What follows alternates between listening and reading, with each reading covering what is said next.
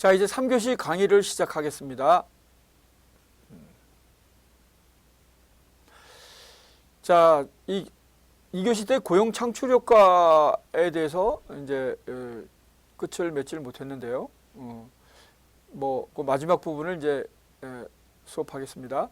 현지국의 입장에서는 이제 외국 기업의 진출로 인해서 직접적인 고용 효과뿐만 아니라 간접적인 고용 효과도 기대할 수 있는 것이죠. 자, 즉 외국 기업의 진출은 그와 연관된 산업군을 형성하는 국내 현지 산업에도 영향을 미치게 되고 이러한 산업의 발달을 촉진시키게 됩니다. 따라서 규모의 확대, 연관 산업의 국제 경쟁력의 강화, 연관 산업으로의 고용, 인력 흡수 등의 경제적 효과가 발생하게 되죠.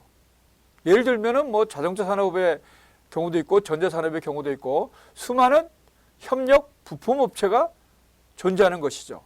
그래서 이런 것들이 이제 연관 산업이 되는 것이죠. 자, 그래서 결국 고용 창출 효과는 직간접으로 결국 영향을 미치게 됩니다. 자, 이제 두 번째는 이제 고용 감소 효과입니다.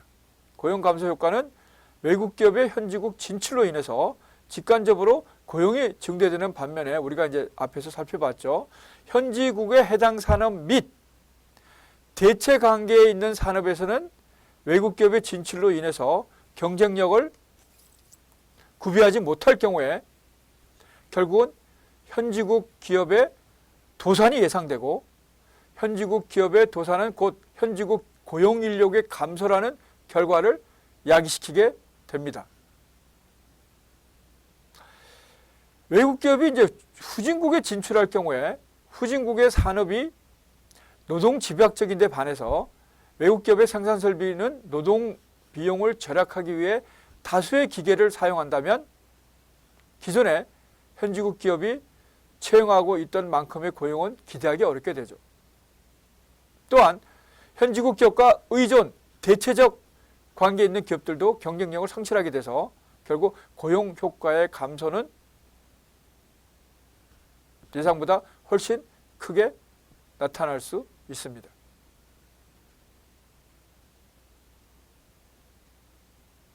아까 이제 2교시 말미에 이제 여러 가지 이제 결국 예를 들어서 초기에 우리가 이제 베트남에 진출하게 되는 그 배경에 대해서 이제 설명을 드린 것 같은데요. 그래서 끝을 맺지 못한 것 같습니다.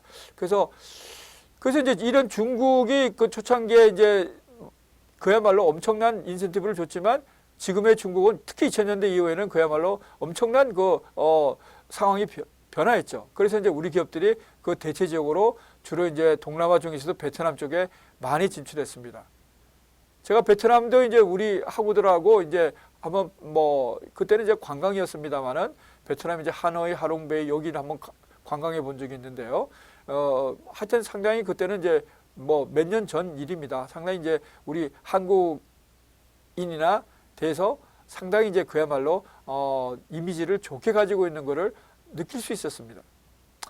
거기서도 이제 보면은 이제 우리 70년대와 같이 잘 살고자 하는 의욕이 상당히 강했어요. 제가 또 제가 2000년대 제 생각에는 아마 1997년이었던 것 같은데요. 그때 이제 우리 또 학우들하고 태국으로 졸업여행을 한번 갔다 온 적이 있습니다. 그때 제가 인솔 교수로서 갔는데요. 그때 이제 물론 지금의 태국은 또 어떻게 변했는지 모르겠습니다만은 거의 이거는 20년도 넘은 일이잖아요. 그때 이제 태국을 제가 느낀 인상은 그때 태국도 이제 막 이제 그 외환위기가 온 듯한 그런 느낌이 들고 우리는 갔다 온 다음에 우리 한국도 그때 이제 97년 말에 이제 외환위기를 겪었죠. 그 해에 제가 이제 갔다 왔었는데 어쨌든 느낀 이상은 평화롭게 살고 굉장히 이제 친절하고 굉장히 좋은 그런 외국인들의 우호적인 그런 걸 느꼈습니다만 아마 그 외환위기를 겪고 있는 상황이라서 그런지는 모르겠습니다만은 이 베트남에서 받았던 인상은 조금 이제 다릅니다. 근데 마치 베트남은 우리의 70년대 우리 같은 인상을 받았어요. 초반에. 그래서 잘 살겠다는 의지가 상당히 이제 강하고 또 교육에 대한 그 열정도 상당히 강합니다. 그래서 동남아 지역에서는 조금 특이한 그런 이제 좀 상황으로 베트남을 바라볼 필요가 있겠습니다. 그래서 어쨌든 이제 베트남은 그야말로 리틀 차이나라는 뭐 별명을 얻을 만큼 상당히 이제 그야말로 중국을 대체할 수 있는 그야말로 상당히 이제 뭐 떠오르는 이제 투자 지역으로서 이미 부상하고 있습니다. 그래서 그 얘기를 아마 2교시 말미에 이제 마무리를 짓지 못해서 지금 이제 얘기를 드린 것입니다. 자, 다시 이제 교재로 오면 세 번째는 이제 고용의 안정성입니다. 고용의 안정성은 이제 현지국 정부가 국내 산업의 발전을 위해서 노력하는 또 다른 이유는 고용의 안정성 때문에 이건 뭐 당연한 얘기죠. 결국 뭐 제가 코로나19 사태 때문에 지금 전 세계가 그야말로 뭐 그게 일시적이었으면 좋겠습니다만은 지금 뭐 이렇게 또 소셜 디스턴싱, 사회적인 거리두기, 그 다음에 좀 이제 외부에서 이제 모이는 거를 결국 이제 제한시키기 때문에 결국 우리가 경제 활동도 상당히 위축되고 있지 않습니까? 거기에 따라서 주로 뭐 일부 뭐 소규모 제조업체나 아니면 뭐 이 일부 뭐 음식 숙박업을 비롯한 자영업, 그다음에 여행도 지금 상당히 제한적이지 않아요? 그러니까 이런 것들로 인해서 지금 일시적인 실직이나 아니면은 뭐 그게 불행하게도 좀 중장기로 간다면 상당히 불행한 일인데, 그래서 결국 각국이 세계 각국이 이거 뭐 공통된 현상입니다만은 지금 현재 고용이 상당히 이제 그 위기에 처해 있는 상황이죠. 그래서 이런 뭐 갑자기 이제 발생한 이런 상황이 아니더라도 정상적인 경제 활동의 시기라고 할지라도 결국 각국 정부가 가지고 있는 최대의 과제는 고용입니다. 고용. 결국 고용이 이루어져야 결국 소득이 발생하는 것이고, 소득이 발생해야만 수요가 나타나는 것이고, 수요가 나타나야지만 기업이 결국 생산 그 과정이 돌아가는 것이고, 거기에 따라서 수익이 발생할 수 있는 것이고, 이것이 다시 고용을 유지하거나 정지시킬 수 있어서 이거는 이제 선순환적인 경우죠. 고용이 악한다면 또 악순환적인 반대의 과정으로서 이제 나타나는 것이죠. 그래서 결국 이제 고용은 그야말로 개인의 경제 생활의 생사를 좌우하기도 하지만 국가 경제 전체적으로도 엄청난 그야말로 중대한 과제요 목표가 될 수밖에 없습니다. 자, 다시 교재로 오면 외국인 기업은 대개 현지국의 경제, 사회, 정치적인 상황의 변화에 매우 민감하게 반응하게 됩니다. 예를 들면 수익성이 보장되지 않을 경우에는 용이하게 현지국에서의 철수를 결정하게 되죠. 그러나 현지국 기업은 현지국에 기반을 두고 경제활동을 하므로 그 근거를 상실하지 않기 위해서 이러한 변화가 있다고 할지라도 결국 업계에 쉽게 기업의 경영활동을 포기하지 못하게 됩니다. 따라서 현지국 정부 입장에서는 고용의 안정성을 고려할 때 결국 현지국 기업의 성장을 선호하게 되는 것이죠.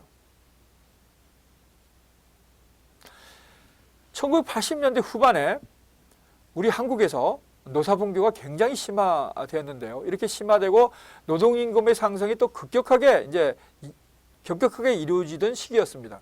자, 이런 시기에 국내 기업들은 이 같은 난관을 극복하기 위해서 나름대로 노력하였지만 한국에 진출했던 외국 기업들은 한국 근로자들의 저임 노동력의 활용이라는 경제적 이점이 사라지게 되면서 철수해서 중국과 동남아 국가로 생산기지를 이전한 바 있습니다. 자, 이제 세 번째 산업 조직적 효과에 대해서 살펴보겠습니다. 이제 다수의 국가들이 결국 경제 발전 단계를 경공업, 중화공업 및 제조업, 경공업에서 이제 중화공업 및 제조업으로 나가게 되고, 중화공업 및 제조업에서 다시 첨단 산업으로 나가는 것이 결국 경제 발전 단계로 인식하고 있습니다. 실제로 이제 선진국과 후진국의 분류도 뭐 선진국, 중진국, 후진국 이렇게 분류하는 것도 이러한 경제 발전 단계 기준에서 이루어진다고 볼 수 있겠습니다. 뭐 예를 들면 국가가 경공업 수준에 머물러 있다면 대부분의 국가는, 여기 속하는 국가들은 후진국에 분류되고 있죠. 또 국가가 중화공업 및 제조업에 머물러 있다면 개발도상국이나 중진국에 머물러 있을 수밖에 없습니다. 반면에 국가가 첨단 산업의 산업구조가 그야말로 치중되어 있다면 이건 당연히 이제 선진국에 들어가겠죠. 자, 그건 왜 그럴까요? 지금 이렇게. 그거는 부가가치가 다르기 때문입니다. 부가가치가. 각각의 이제 단계별로 결국 부가가치가 자, 경공업에서 중화공업으로 갈 때 부가가치가 높아지게 되고 중화공업이나 제조업에서 첨단 산업으로 갈 때 부가가치가 훨씬 이제 높아지게 되는 것이죠. 이거는 뭐 여러분들이 쉽게 뭐 우리가 예상할 수 있는데요. 저는 이제 여러분들이 잘 알다시피 이제 나이가 65세이기 때문에 제가 이제 학교를 다녔던 시대는 뭐 대부분 경공업, 중화공업이 제조업 이런 시기였습니다. 주로 이제 제가 대학을 다닐 때는 그러니까 지금은 이제 보면은 뭐 그야말로 우리가 일부 첨단 산업에 있어서도 상당히 이제 좀 경쟁력을 가지고 있고 이번에 코로나19 사태를 보면서 우리의 이제 그 진단 키트가 그야말로 상당히 이제 전 세계로부터 찬사를 받지 않았습니까? 이런 의학 부분에 있어서 또 이거에는 그야말로 이제 첨단 분야라고 할 수 있는데요. 비교적 이런 바이오 분야, 이런 분야뿐만 아니라 기타 일반 전자제품, 디스플레이 제품에서도 우리의 삼성전자나 LG가 세계를 휩쓸고 있지 않습니까? 자, 이런 것들이 우리가 이제 그야말로 나름대로의 고부가치가 높은 첨단 산업으로 갔기 때문에 우리가 1인당 소득이 3만 달러를 넘어설 수 있었던 것입니다. 제가 여러 번 언급했습니다만은 제가 80년대 미국에 갔을 때 TV를 사러 이제 가보면은 참 지금과는 금속지감이죠. 그때는 이제 불안간 TV 시대였죠. 그래서 이제 항상 전자제품, 특히 이제 TV를 파는 상가에 가면은 항상 일본의 소니 제품이 가장 핵심적인 위치에 있었습니다. 가격도 가장 비싼 편에 들어갔고요. 그 다음에 이제 미국의 다른 제품들, 또 일본의 다른 전자기업들, 그 다음에 유럽의 일부 제품들, 그 다음에 제일 구석으로 가면 우리나라의 그 삼성이나 럭키금성, 지금은 이제 LG가 그때는 골드스타, 영어로는 골드스타, 우리말 럭키금성이었습니다.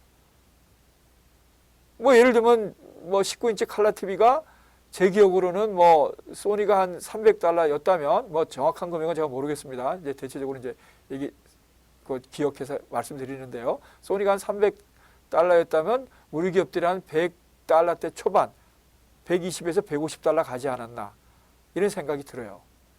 거의 같은 사양의 거의 소니의 절반 내지는 절반 이하의 값에 팔리고 있었습니다.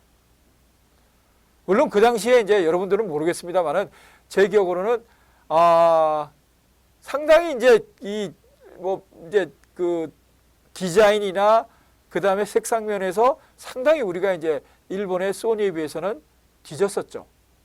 지금은 어떻습니까? 이제 브라운관 시절에서 그야말로 평판 TV에서 그야말로 우리가 디스플레이 제품으로 넘어갈 때 결국 우리가 그야말로 소니는 물론이거니와 기타 일본 업체들을 다 제치고 세계 1, 2위를 우리의 삼성전자와 지금 럭키금성이 이제 LG로 바뀌었습니다만 LG가 지금 휩쓸고 있지 않습니까? 자, 이런 것들이 이제 첨단으로 갔기 때문에 가능한 것이죠. 만약 그렇게 가지 않았다면 어떻게 됐겠습니까? 또 지금 전자를 얘기했습니다만은 자동차도 마찬가지죠. 제가 유학했던 85년, 6년에 포니2에 머물렀다면 지금 우리가 어떻게 됐을까요?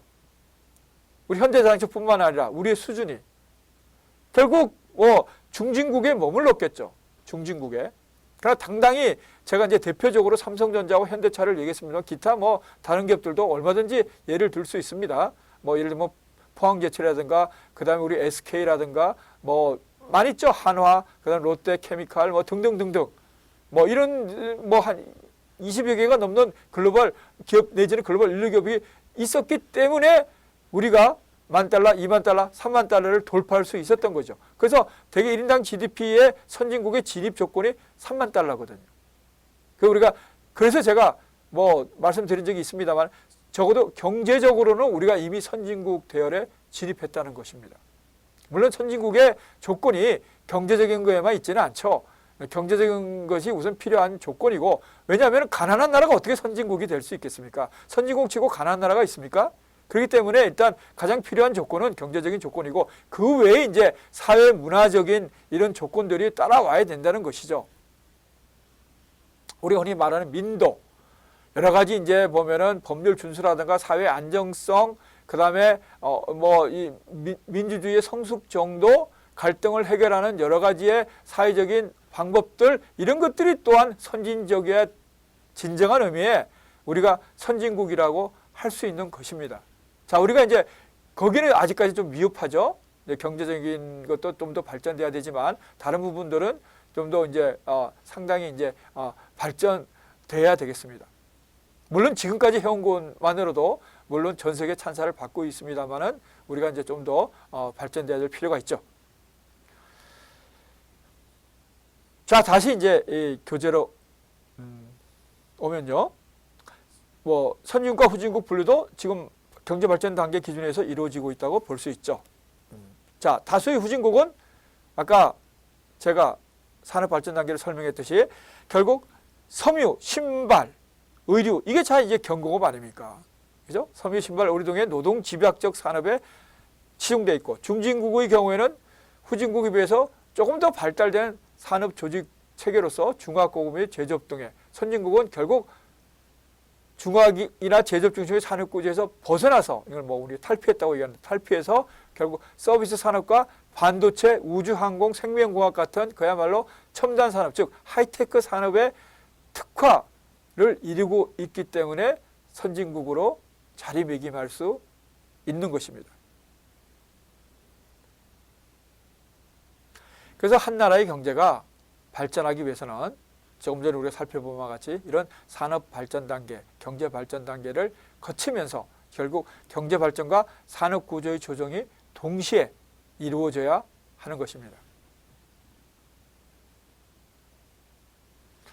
자, 그러나 현지국이 외국 기업에 의해서 시장이 지배되는 경우에는 단계적인 산업의 발전을 이루기에는 외국 기업이라는 난관에 직면하게 되죠.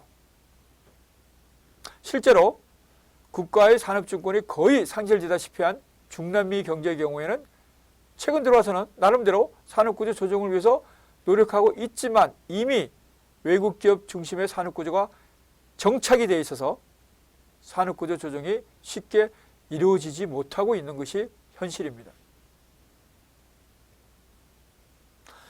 자, 이런 중남미와는 대조적으로 외국 기업 진출에 엄격한 규제 정책을 시행함으로써 해외 생산 거점형 투자가 주로 이루어진 우리 한국에서는 산업 조직의 문제가 아직 심각하게 대두되고 있지는 않지만 점차 증가될 것으로 보입니다. 자, 이제 우리의 문제는 결국은 이제 일부 첨단 산업에 제가 뭐 몇몇 예를 들었습니다만 거기 있지만 이제 좀 더 이게 좀 확산될 필요가 있죠. 예를 들면 이제 조금 전에 뭐 코로나19 사태를 겪어서 이제 진단 키트라든가 뭐 이런 거는 이제 나름대로 성과를 거뒀습니다만은 우리의 총체적인 그야말로 과학 기술 수준, 그러니까 전반적인 아까 뭐 우주항공도 얘기했습니다만은 우주항공, 바이오, 그 다음에 뭐 많은 이제 또 더 들어가면 나노라든가 기타 환경 문제까지 그러면 최근 우리 K-팝을 비롯한 우리의 한류 문화가 뭐 주가를 높이고 있습니다만은 이러한 한류도 좀 더 다양한 분야에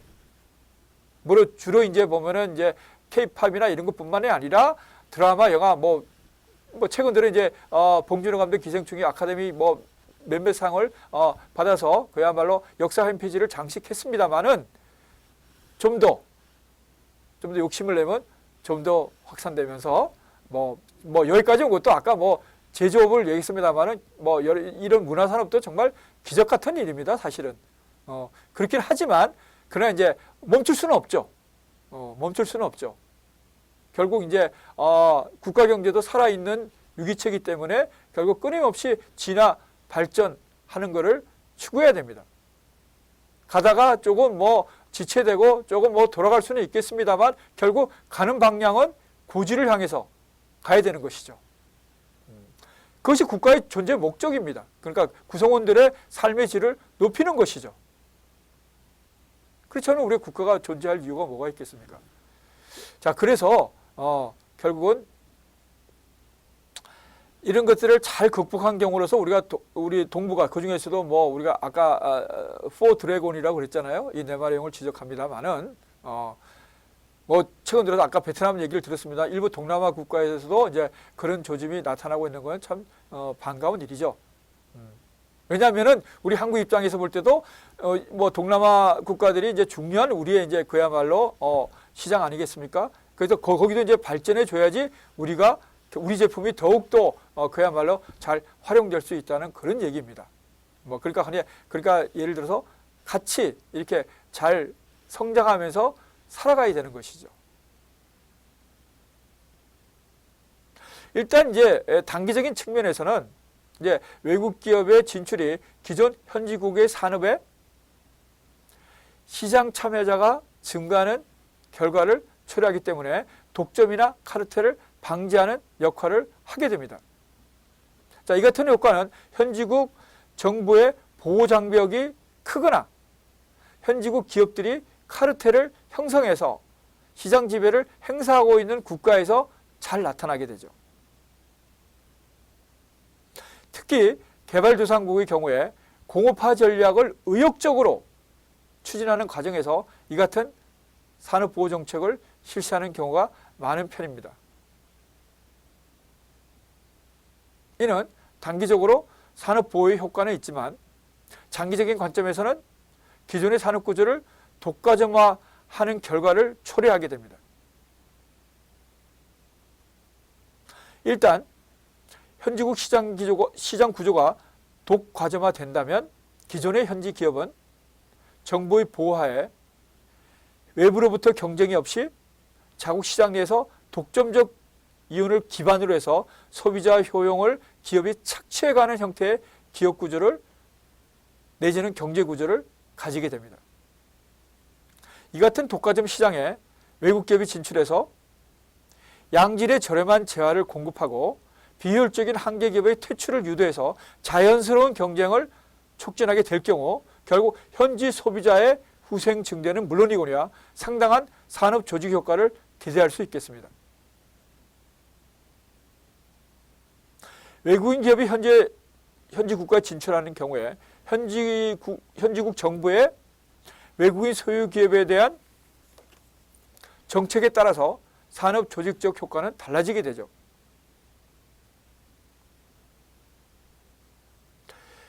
외국인 기업들의 현지 시장 진입에 긍정적인 반응을 보였던 중남미 국가들은 결국 외국 기업에 대해 통제를 하지 않음으로써 결국 현지국 기업들이 막대한 자본과 기술력을 가진 외국 기업의 경쟁력이 상실하게 돼서 시장에서 퇴출당하게 되고 결국 외국 기업들에 대한 독과점화가 이루어진 것은 우리가 앞에서 이미 살펴본 바 있습니다. 한편 한국을 비롯한 일본, 대만 등의 아시아권 국가에서는 기업의 현지국 진입과 현지국 내세 활동에 대해서 정부가 강력한 통제를 행사하였을 뿐만 아니라 현지 기업에 대해 막대한 지원을 함으로써 외국 기업에 의한 현지국 기업들의 시장 퇴출을 방지하게 되었죠. 그 결과 중남미 국가들에 비해서 한국, 일본, 대만 등 아시아권 국가들이 결국 현지국 기업의 자체적인 경쟁력을 확보할 수 있게 되었고 자국의 산업 구조에 대한 외국 기업들의 지배를 방지할 수 있게 되었습니다. 자, 그러니까 여기서 국가의 산업 정책이 상당히 이제 중요하게 작용하죠. 그죠? 그래서 결국 외국 기업이 들어올 수밖에 없지만 뭐 각국이 처한 여건에 따라서 결국 육성하고자 하는 산업에 있어서 자생력이 없거나 경쟁력이 없는 경우에는 결국 외국 기업의 진출을 허용해 줌으로써 결국 그들로부터의 뭐 여러 가지 기술 이전이라든가 아니면 첨단 경영 기법을 배울 수 있는 기회를 가져야 되는 것이죠. 자, 그런 측면에서 결국 국가의 산업 정책은 그야말로 상당히 이제 중요한 결과의 차이를 이제 야기시킬 수 있다고 할 수 있습니다. 즉 선도 기업이 즉 리더가 현지국의 생산 거점을 마련할 경우에 이들 기업의 현지 시장 선점에 의한 진입 장벽 구축을 저지하기 위해서 외국 기업들이 경쟁적으로 진출하는 경우도 나타납니다. 선도 기업이 시장을 선점할 시에는 후발 기업, 우리가 팔로우라 그러죠. 후발 기업은 현지 기업의 M&A, 즉 인수합병 전략을 사용하는 경우도 다수 존재합니다. 자, 이 경우에 현지국 기업의 소멸과 함께 현지 시장 규모에 비해서 과도하게 많은 동종 기업이 난립하게 됨으로써 결국 규모의 경제를 실현하지 못하게 될 가능성이 존재합니다. 그러니까 이제 뭐 여러 가지 많은 경우의 수가 외국 기업이 진출해서 결국 나타날 수 있는 경우의 수는 여러 가지 이제 많은 경우의 수가 존재한다는 것이죠. 그러니까 이렇게 많은 경우의 수가 물론 예상 가능하면 좋겠지만 예상 가능하지 못했을 경우에 결국 여기에 대한 처리를 어떻게 하는가가 또한 그 경제적 효과에 있어서 커다란 차이를 발생하게 됩니다.